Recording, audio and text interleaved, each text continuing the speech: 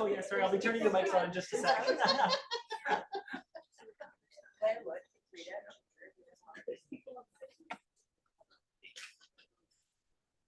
Okay, good evening, everyone.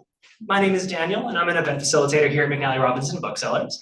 Before we begin, I would like to acknowledge that we are on Treaty 1 territory, and the land on which we are gathered is the traditional territory of the Anishinaabe, Inninewak, Anishinaabe, Dakota, and Dene peoples, and the homeland of the Métis Nation. In addition, McNally Robinson Booksellers itself rests on the land once occupied by the Métis community of Roostertown. We're gathered here tonight to welcome Carolyn Roberts to Winnipeg in support of her new book. Lovely, awesome. The new book, Restoring Education, Decolonizing Her Practice Using a Critical Lens. We're grateful to PageTwo Publishing for making this event a possibility and for publishing the book in the first place. Thank you. Yay. Right? Carolyn is joined in conversation this evening with our host, Dr. Shelly Wilton, correct? Yeah. Yeah, okay, lovely, thank you. They'll be telling you a little bit more about themselves, their work, and discussing the book to these stools to my left. Following the conversation, there will be an opportunity to ask questions. When that time does come around, make sure to raise your hand nice and high if you do have a question. Then I'll come around with a wireless microphone just to make sure that you're heard on the live stream tonight. Not to make you self-conscious if you're not too loud. This also helps just the folks on the live stream. And then I'll be back towards close to the event to review the signing procedure. But for now, please join me in welcoming Carolyn Roberts and Dr. Shelly Wilton. Woo! Signing procedure, that sounds good. Sure. Thanks for coming, everyone. Huxquile Tanoya, Carolyn Roberts, Quinninsa. My friend John showed up. And it looks like he's got dinner. No, even better. Carolyn Roberts, Quinninsa, Chinachchate Las Cohomish, Okumech, Quaqua Okumech, and Shektin Okumech, Chin Kunmantomi. I'm super excited to be here this evening. We've had a wonderful day at Inspire. Then we had some dinner where they brought meat to the table and carved it right in front of you. That was interesting. And, and now we're here, so I'm thrilled. I'm thrilled. It's been a good day. Should I say more? I don't know. That's a great way to start. Okay. Yeah. Good evening. It's so nice to be here actually with everyone. My name is Shelly. I have traveled with Carolyn and family. Actually, we've got lots of Indigenous education family from all across the nation actually here with us. I come from Atakakoop Cree Nation, which is part of Treaty 6 territory, and I have my Métis ancestry as well to Batoche. And so the work that I get to do is in Indigenous education as the Director for Indigenous Education with the Greater Victoria School District on Vancouver Island. And I've had the lovely opportunity to be in good company with Carolyn over the last 4 years in the work that we're doing all across Canada as we look at what does it look to decolonize our practice and how do we breathe life into the embers of story work. And so it's really exciting to be here with you tonight and to hear and share about the weaving of putting this collection together. Yeah. Right. And so I think a nice way to start would be about the story we were talking about today, about even the imagery that we actually see, because I'd like you to tell me a little bit about the imagery and share with our family here about actually what does this represent and how did that actually become on your shawl as well. So let's yeah. start that one first. Because, well, I have a funny way about myself of just introducing myself over social media to people. That's how I met Shelly, Sean. But the story of the first one is Splash, who's a member of the Squamish Nation. I was so lucky and fortunate to have a podcast where him and Justin Wilson came and chatted about Indigenous education, and it's a 6-part series. I talked to a few folks. But when Splash and Justin came, they had us laughing the whole time, and just the good spirits of how they do this work in education because they've been doing it for a while. And I knew he was a carver. I've seen his work, and I've known him through the community. And I just called him up one day and I said, "Hey, Splash, want to go for coffee?" And he's like, "Sure." So we went for coffee, and he has like a little notebook, and he started to, like, he was drawing while I was talking about what the book was about and what I saw and what I was thinking, and he hadn't even said that he'd do it yet, and we just talked, we just ran a story together. So it was really beautiful and lovely. And then by the end, I'm just like, so is that like a yes? And he's like, sure, of course it is. So he came up with this idea, and I didn't notice it right off the bat, but it's a spindle whorl. And I was like, whoa, that's so cool. And his story that he told with it is that when he was listening to my story, because he put it on, you know how you have talk to text, he did that with my book. So he was listening to my stories, and he goes, and as you were weaving it, that's what I thought about. And because I'm a weaver, it was really important that that was a part of it. And then he said all of these things that you're trying to grow and develop, and he talks about them as like breadcrumbs in his work. We're leaving breadcrumbs for their next generation, which is super important. And he says you're just planting the seeds and growing the garden. And then I don't know if it's me, but I feel like it's me that's on the front of it. So after he did that, I connected with Yolanda Skelton, who is an amazing wardrobe person. She won awards for Bones of Prose for all the clothing there. And I asked her, I just brought her the book, I said, can you make this? So this is what she made. Oh.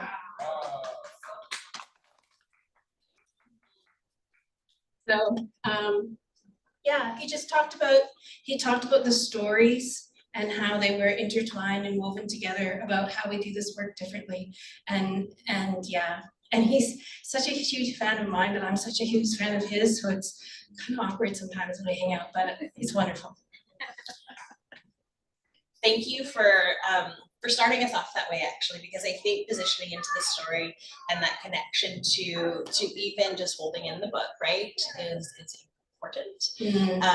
And I want to talk a little bit about, now weaving, and I'm going to weave that into our conversation. Ooh. So Carolyn is a wonderful weaver, and if you haven't seen her work, it is incredibly beautiful.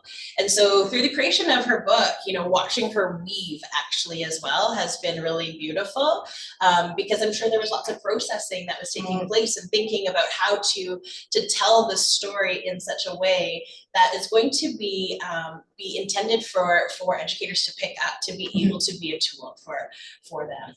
And so I want you to reflect on, I'm going to read you something from the book, and I want you to tell me a little bit about what that means. Okay. So it says that decolonized education focuses on the whole being rather than parts, and that relationships are key. Mm-hmm. Can you tell me why?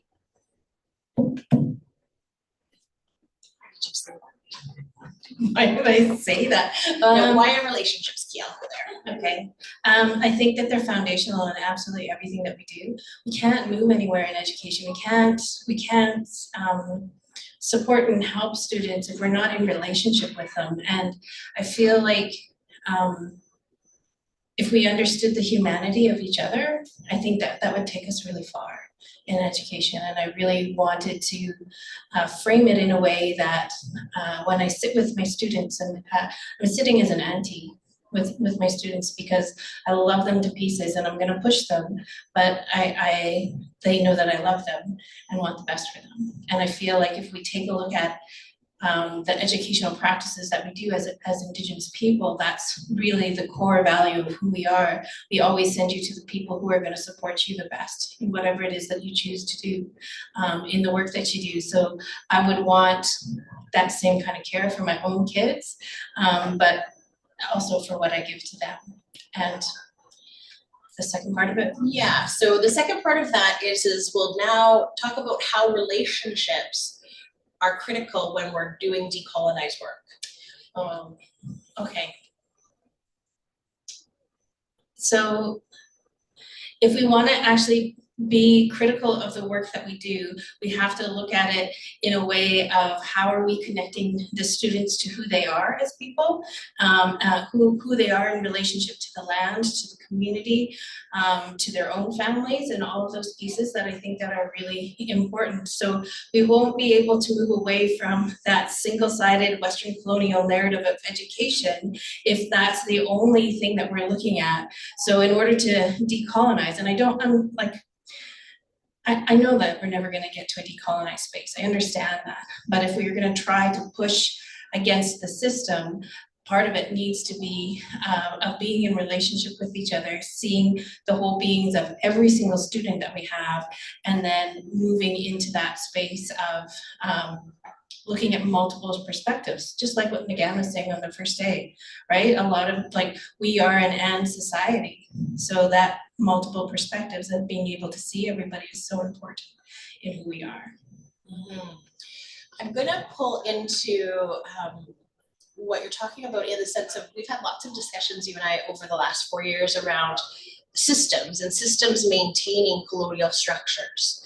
And so when we look at the system of education and we're looking at teacher practice and we're looking at movement through being critically aware of oneself and how they're showing up in the work, right? And how that bumps into systems at times.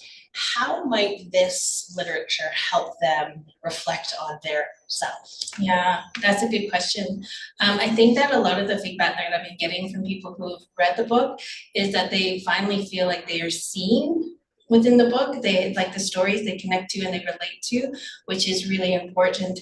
And then being able to see that other people have the same story and are pushing against the same systems allows them to have that space to have their own voice. And that's what's important, that we know that it's not just us, because so many Indigenous people work as one-offs in places, in spaces. So how does that impact us and our mental and social well-being in those spaces? So being able to connect to other stories and other people who are doing this similar work, knowing that you have that power within your voice to do it, I think is really helpful.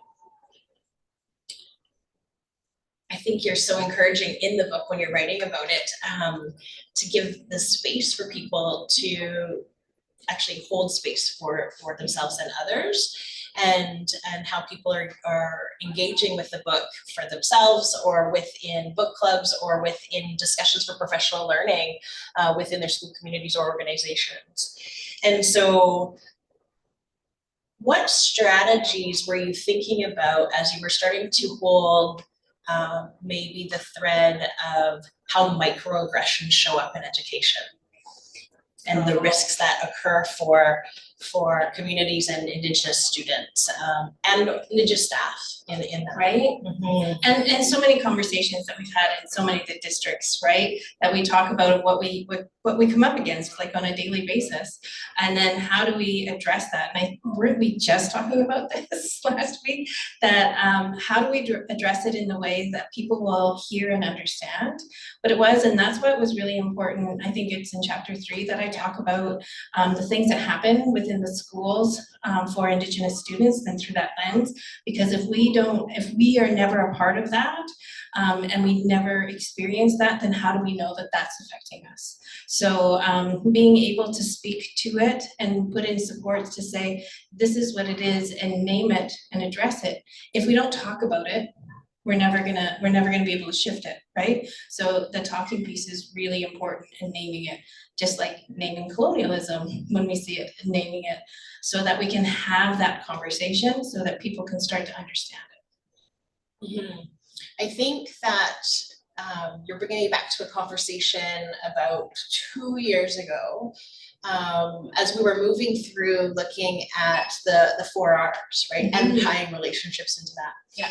And looking at how to normalize these conversations, right? So how does the school district normalize the conversations around race-based education conversations, microaggressions, systemic racism, and the impacts that it has? And so if you can share a little bit about how you positioned your intentions with pulling that in back, even when thinking in 1991, why it had to be written and put out into the world by those scholars. Yeah. So you want me to talk about the 4 R's? Yeah, I think how that came in and why that became, like, almost became like one of the threads to help with it. Yeah, that was like the overall thread. I started there because I think that when we talk about the 4 hours, and we talk about them a lot in many different school districts, they have it, and they talk about it as being in relationship with each other and how we step into conversations, which I think is beautiful, and I'm so thankful for that. And I also believe, like, because when I was up at SFU, they also used them, and I'm like, have you read the article though? I'm just super curious. Or do you just use the 4 hours because everybody uses them? And I had a lot of like deadpan faces, like, there's an article? Like, people, read the article. So I read the article and I'm like, man, you are missing the point here of why we're doing this work. And the article was really about Indigenous students being, have to leave parts of them at the door in order to come into the colonial system to learn through a colonial lens about a colonial history. And their Indigenous selves had to be left at the door. And Verna, who is like, seriously, she's like 5 foot nothing, and like she is fierce and she's so lovely, but she's fierce. And Verna and Ray talked about the Band-Aid approaches that we use in education, that we still use in education, which is counseling, graduation success coaches, tutoring, and that's still aligning to what the system is expecting of the students. Not seeing that the system itself is broken, right? And not taking that ownership. And same with the grad rates. When we talk about the grad rates, like, oh, Indigenous students aren't being as successful. Okay, so is it the students or is it the system that we're looking at? And when we keep looking at the students, then we're not going to get anywhere, we're not going to move, we're not going to shift, right? So I use that as a starting point to say, yes, we need a system that represents us, that respects us, that talks about us, and makes us feel like we are a part of what it is. And I believe that there's lots of beautiful Indigenous programs within our school districts that are doing really great work in lots of different spaces, but that's just one piece of it. Like, there's so many other pieces that we need to be able to pick up and say, okay, so let's see what other ways that we can, which is partly another reason why I wrote the book, how are some other ways that we can start changing our practice in the system for our students to be successful and see themselves there as a part of it. Because I talked about that today with my cute little picture of Carolyn. I think that was like kindergarten. He's so cute. But I talked about how that little person felt, because I never saw a reflection of me. And I was always talked about as deficit, and always being removed from the classroom. So I never thought that I was smart for a long time. And here I am, wrote a book, trying to do my PhD. I took a year off my PhD to write my book, so that makes sense. But teaching teachers the way that I would want to be taught, what I would have wanted little Carolyn to have. Mm-hmm. You're bringing me to a thought that we had one night with Kathy Sawchuk, actually, a retired superintendent, and she had said, because we were talking about the complexity of how systems, need it be governance in a system or leadership in a system, can maintain structural harm, or it can shift it. And so, Kathy, your story of you as a little girl, and as many actually probably educators, Indigenous educators, you know, experiencing how they've experienced education. Kathy said, you know, she asked a question and she said, you know, I want you to think about, did you love school? As a young person, let's say grade 4, where she was talking to us, grade 4, did you love school, right? And then she shifted the question to get us to reflect and say, but did school love you? And it brought me back into where you were probably in chapter 3 writing, right? In that, around that question that Kathy had posed, because it was so relevant to the dialogue of what you were weaving and stitching together. And so I think that if you wouldn't mind sharing a little bit about naturalizing the conversations for practitioners, right? So they're not feeling that they don't have safety to move within the practice. So yeah, that's a big one. So in the book, I talk about that piece. I'm gonna go back. Yeah. That piece, it's anti-racist writers workshop. That said that she had written part of it, and it said that I realized that that school didn't like me. And for me, that was like an aha moment when I read that, and why I put that in, because that's how I always felt. So I don't know where it is, it's somewhere in here, but it's a great book, you should read it. I keep telling people to buy all these books and then I forget them to tell, and this one. So then the flip side of the question, sorry, I was so focused. Okay, to naturalize and Oh, normalize right, that ability to, so we're being asked as practitioners to take a look at, okay, we need you to look at decolonizing your practice. Yeah. Here are some tools and the ways to do that. Now, what needs to occur to support that to happen so it can be done without being in isolation? Yeah, so I think that the critical piece for me that I think is being critical and teaching teachers how to be critical. And that's what I hope, like I get the teacher ed students for 13 weeks, and if it's on a Monday, I get them for 9 weeks, right? So it depends. But what I really want them to do is I really want them to understand what the actual work is, which is taking a look at what we're teaching and whose voice is that and whose voice is missing in that, and how can we make sure that we include more voices, and on top of that, how can we also include the students in our classroom into that narrative of how they fit within that. So people get really scared, and then they get really scared and then they stop doing it, right? Because, oh no, I've done it wrong and now I'm gonna get freaked out. And this happens. It happened I want to say like a month ago with my own children. They came home and they were talking about a piece that they were given in class, and I was a little bit horrified, and so I just wrote a nice email, and I said I'd just like to have a conversation. And so when I came in, the teachers were terrified because they don't know we did something wrong. And what I had to remind them is that this has nothing to do with you as teachers, and I think we as teachers, we take it personally, right? But it's not you as teachers, it's about what you gave the students that was harmful, and this is why it was harmful. Again, speaking to what it was, so it's really clear and they understand that it's not personal. But I think everything we do, I feel like everything we do in education is personal because you don't leave it at the door, right? So, and then talking through why it was harmful, and then offering different options for them to be able to use. And if we come at it in a way where we're there with an open heart and open mind, those teachers were really ready to listen. They were terrified, but they were ready to listen because of how we step into that. And knowing that we're going to make mistakes, but the system has set us up to be so terrified of mistakes, because in our education system, you always have to get it right, right? And I get that in higher education classes, right? Tell me how many words you want me to write. Is it APA? Like all of that, and I still get it. And some students like that anxiety like throws them over the edge when I say, well, I just want you to tell me what you learned. And they're like, and how many words is that?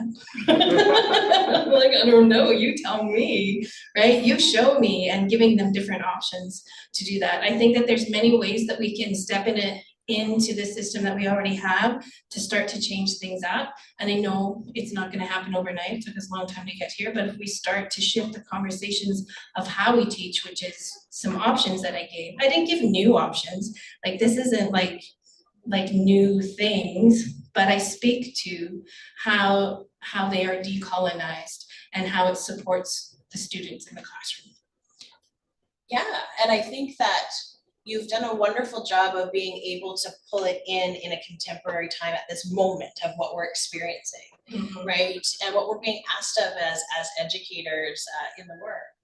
And so as you're getting to know your family out here, I want you to share a little bit about some of the journey, right? So what I know of the writing part of it is that it was really important for you to touch the land. And to take the time to make that part of the woven story. So can you share with the audience why that was important for you and how that also enriched the writing that they're going to be reading?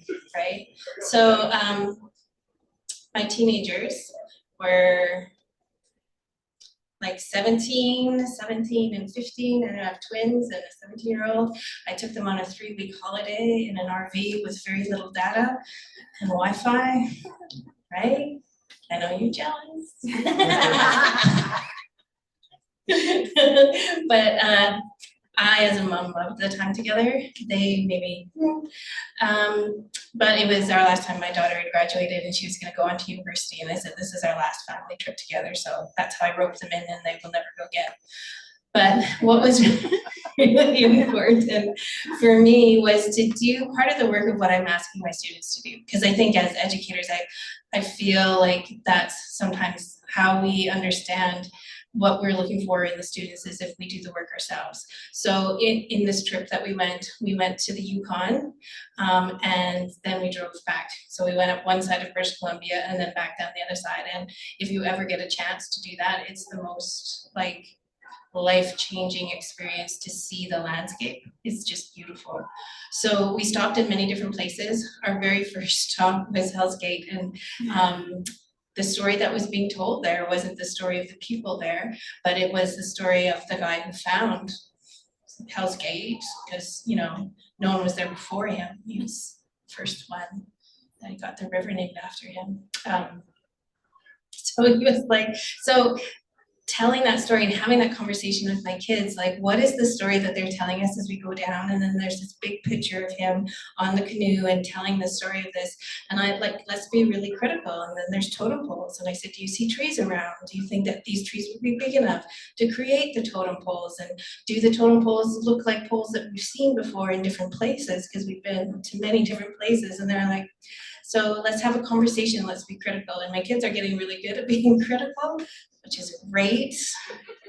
But just having that connection to understanding what's on the land is really important. And we went to a bunch of different places and did that. And I learned so much. Like, I learned so much of the area and the people of the area. And I do want to rent an RV and go across Canada, do the same thing. And that would be so much fun, but apparently you have to work, I don't know. Like, You did pitch it to APTN today. She really did. We were in walking, and she says, "Hey, you know what would be a great idea?" I was like, "How?" And I thought, "Oh, you're brilliant." And you never, you know what? The answer is always no if you never ask. That's right. So just say they might call. So, but it was. When we start to think about the land, and what I know through learning the language and being connected to my ancestors and my relatives, is that the land shows us and shares so much with us. And one of my very good friends, Jen, is learning her language, and she was having problems with saying some of the words. And the elder says, "It's the sound of the stream that's just going over a little rock. That's the sound that you want to make." And she's like, "Oh." And then this other sound was when it was like going downstream really, really fast. That's the sound that it makes. And of course our languages comes from the land, and how the land is showing us how it is. That's like, it's critical. And it's that relationship piece of us to that. So I think, so part of it for me was to learn more about, and I've like exponentially learned so much. And then I went up to the Northwest Territories and I went to their museum. Wow, like blew my mind, and I have to go back.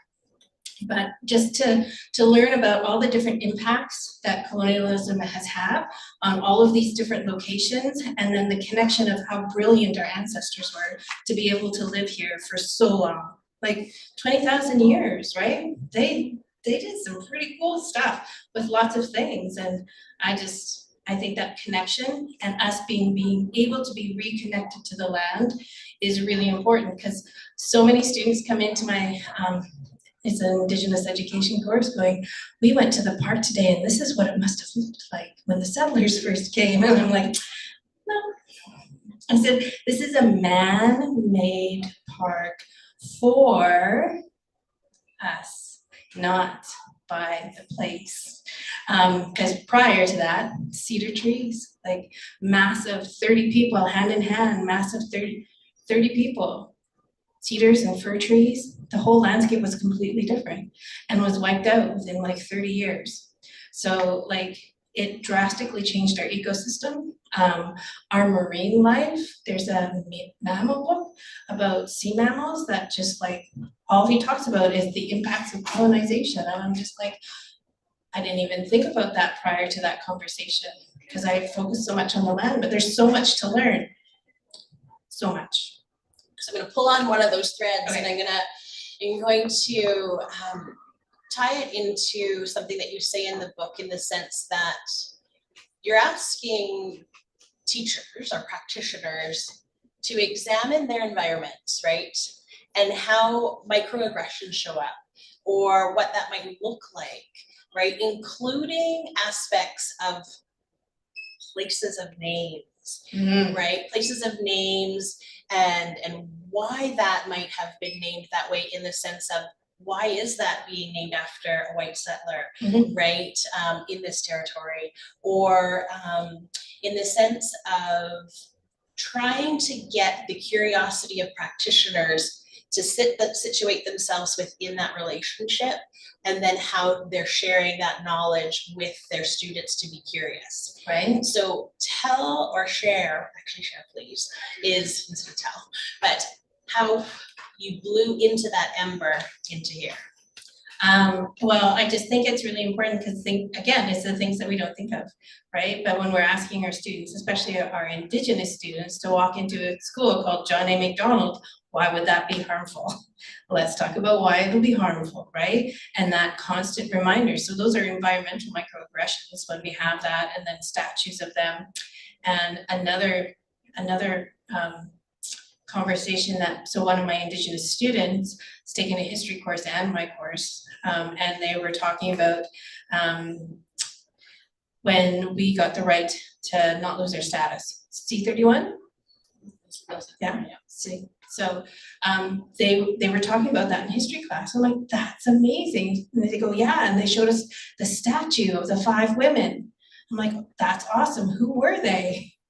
And it was all of the white women that were fighting in the courts. It was the lawyers. So there's a statue of them, and I'm just like, so what about Mary?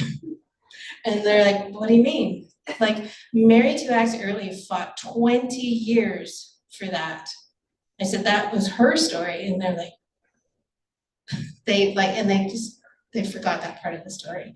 So being super critical of what we're being told and whose version, whose story are we being told, and be curious that there's more to that than what's there. So thinking about how that impacts us on a daily basis. And I think I talk about it with Ryerson University. And when I first started in higher education, Ryerson University was still Ryerson. And students were like, yeah, I know that university. I said, so who is he? Well, let's talk about who he is, and let's make that connection. That if they wrote on their website, they had a letter, we understand the history of Ryerson, but we're not changing the name. And it wasn't until the 215 came out that they were loud enough for Ryerson to go, okay, we need to actually do something because this isn't okay anymore. So pushing that against the systems, I guess, to change the names. And when we think about it through story and storied land, our mountains, our places all have names that tell us the story of that place.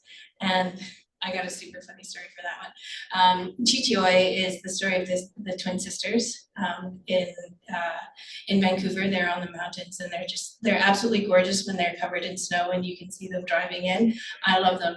So my daughter was listening to the radio or talking to some friends one day, and she found out that they were actually called the lions in colonial terms.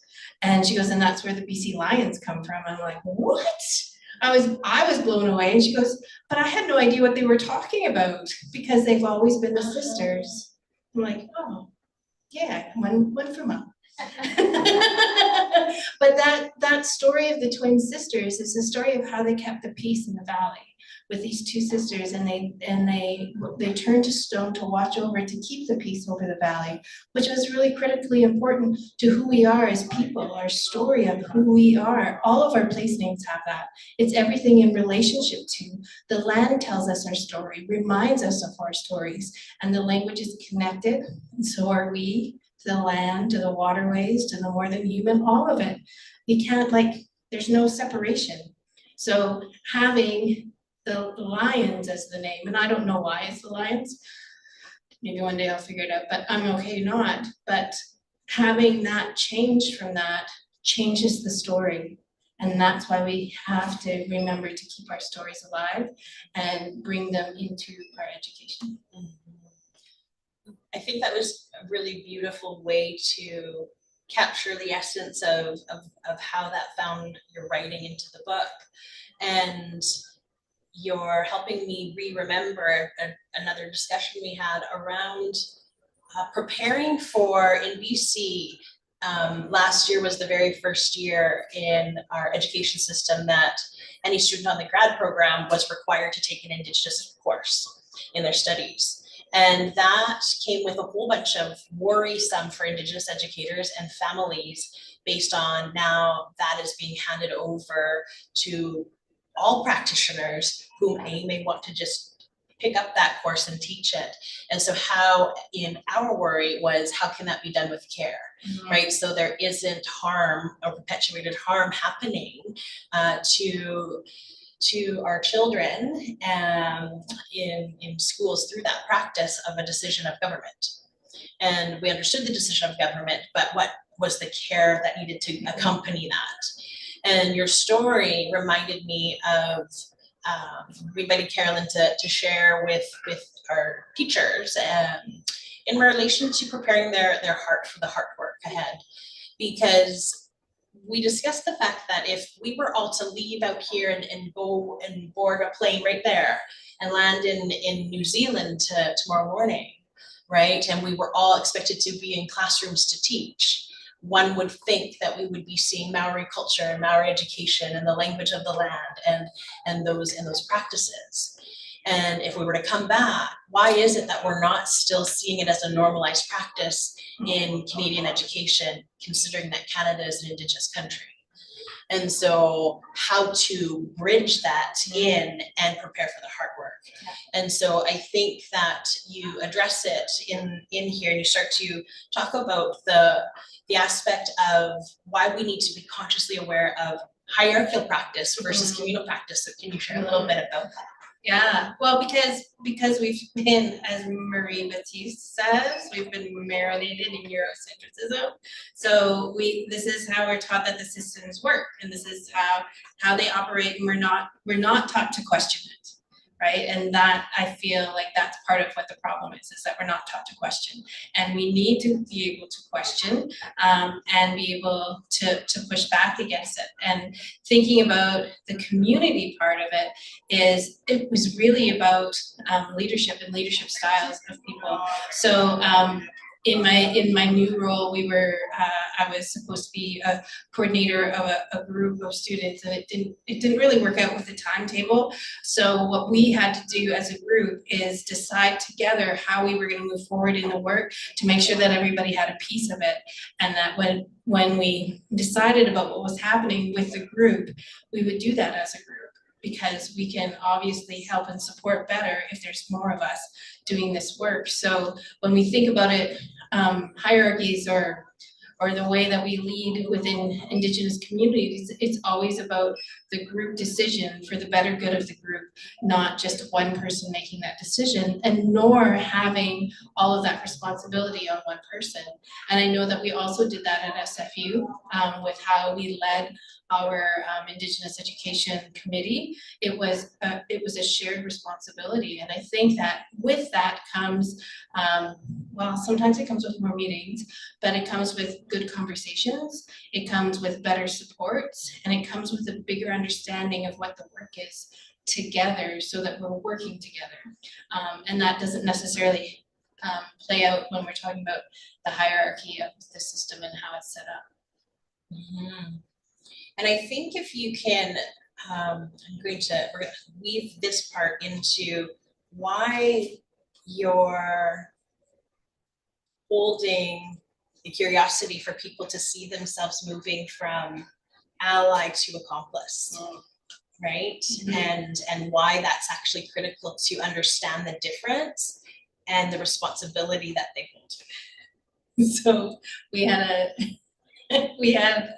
one of the, we had like after school learning in our district, and I named it from performance to accomplice, and she got so much flack. That is not the word you should use. We need allies. Allies are super important. Allies are ones that stand beside us in the work and support us in this work, and that are able to see and understand what's happening for us, but they stand beside us or maybe behind us, and they don't put themselves in a place where it would do them harm, but they're like, so the way that I talk about it usually is that they're the wonderful people that I work alongside of when we're in a meeting and I say something and I look, they send me a text message like, good job. I'm like, thank you. Thank you, but it's good because we can have conversations, they're learning, they're growing, and we're working together. I don't feel as alone when we have allies, but it also has to do with our relationship with each other. I needed an accomplice so that before the meeting that we go in, we have the conversation and they use their position of power as a non-Indigenous human. Usually my accomplices have been white ladies, professors that step in and they say it first and I back them up. Or they ask me, how would you like to work this? And then we talk about it together. But it has everything to do with the relationship I have with that lady. And just because that lady is my accomplice in the workspace, when I leave that workspace and another Indigenous person comes in, doesn't mean that that lady's gonna be accomplice for her. It's because of our relationship together. And we need accomplices because we need people to share the load, for real.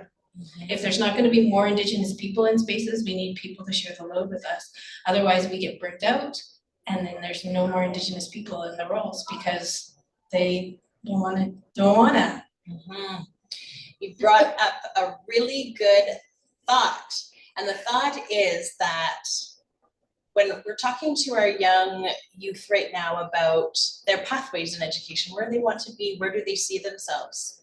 We're seeing an alarming rate of them not saying, I want to be teacher, right? Or I want to be in education. And so why is education an unattractive path for them right now? Because of the way that they've experienced it, they're saying. And so I think that when you were writing for the youth and the children. Mm-hmm. And so maybe share a little bit about the hope that you have also within that. I can. Okay. So on Page, I end the book with hope because I believe that I wouldn't do this work if I didn't have hope. And I do have hope for things to be better. I hope that if I get grandchildren, I hope that their education is better than my kids' education.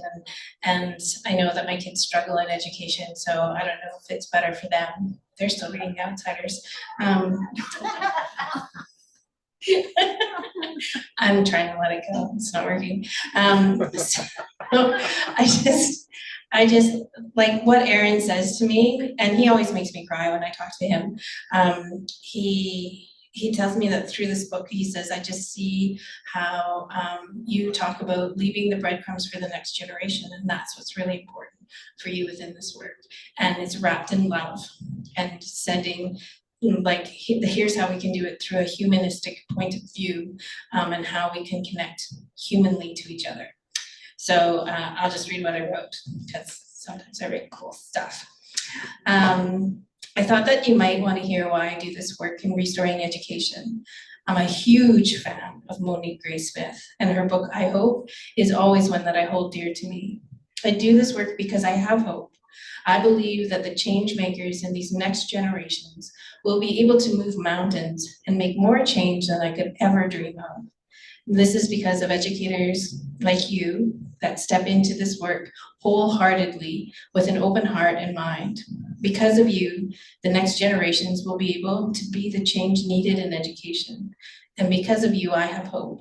So thank you for taking this journey with me through the different ways that you can step into this work in restoring education. I know the challenges that come with trying to shift educational practice, and my hands are raised to those of you who are brave enough to be the change makers in the system today. It's truly beautiful. Before we take some questions, I just want to acknowledge the ability to weave words in a beautiful way to encourage practitioners and educators to hold space within their practice, to reflect, to be critical, to sit with terminology. We need to be talking about these conversations in education, and we need to normalize these conversations so they're not an other thing. Are we done? Oh, okay. Oh, it's the mall. Okay. That was terrifying. So good. We're okay. No problem. We're good. We're good. The bookstore's good. The lady from the front said, We're good. a thumbs up. Okay. So I think like kind of what you're connecting to is that things are messy, things are challenging in this work, but if we don't try to change it, nothing will ever change, and we'll continue to have this story over and over again. And we need to change it for the better. And what a great way to end the discussion on that. We need to ring the alarm bell on the fact that this is what's happening right now. Yeah. The house is on fire. That's right. So I'm happy to host if there's questions, right? Do we have any comments, or do you have any thoughts that you want to share with Carolyn? Oh, look, here he goes. Yay. Hi, Carolyn. My name is Cheryl Drever, and I was here for Tanya Tagala's book reading last week, and it was really powerful. And but like while here, I was picking up books. I picked up your book and I read it like that night, and like I was done. It was happened so fast, and it was just like such a beautiful read. I really appreciated the way you shared your story of your upbringing and doing land acknowledgements. I haven't worked on my own land acknowledgement, but like I'd like to. I wanted to ask, because I can't find it in the book now. Well, I should go back a couple seconds. I work over at First Nations Health and Social Secretariat in Manitoba, and we are doing an anti-Indigenous racism training to help professionals. And it's a 10-week anti-racism training, but it's been really, I would say, challenging to grasp onto like work that's being Indigenous led. And so when I saw your book, and I was like, I'm not an educator, but like this is like what I need right now, and like how am I going to start applying it? Okay, the part that I couldn't find back in the book, although I read it, was a part about reflection. And do you have any like words of advice, words of wisdom of how I can like encourage people to do more reflection in a way that's meaningful and powerful for them to, you know, like if we're gonna do this anti-Indigenous racism work, and we're talking about stereotyping and biases and assumptions, then how do we get people that are non-Indigenous to do the reflection themselves? Yeah, I don't know where it is in here either, but I know what you're talking about. It's like a one sentence, reflection, Yeah. reflection, reflection. Yeah, stop, pause, reflect, stop, pause, reflect. Yes, thank you. Yeah. I think that was it. Yeah, so like, one of the things, and I think that I wrote it when I had to go in and talk to the teachers. When somebody comes to you that says that something was harmful, we have to stop and go, okay, and we have to listen, and we have to listen with an open heart, not to respond to them, not to make up your mind of how to fix things. We just have to listen, even if we don't understand it, even if we don't know what to do about it, or even if we may not ever understand how people have been harmed and how it could be traumatizing. Our job is to stop the harm. That's our stop. And so stop, pause, reflect upon that. And they can't go and say, I know that I caused you harm, can you tell me why? That's not her job, it's my job to go look. So that's what I would say to them, say, if this has caused harm, this was the harm, now you need to go do your work to find out why it was harmful. And don't expect the person who was harmed to tell you to relive that, to make it better, because it's their job to know, right? Yeah. I love your book. Oh, thank you so much. I love that, thank you so much. And we love your shirt, where'd you get it? Red light. Oh, of course it's red light, yeah, okay. Okay, take Thanks for care, coming back. bye. Excellent. That's not terrifying, it's fine, you're fine. It's intensifying, I feel. Yeah. Yeah. Line up at the door, single file. Yeah. Leave your things. So it's okay. In parting words, if there's no other questions, Are there other questions? How about the group in the back?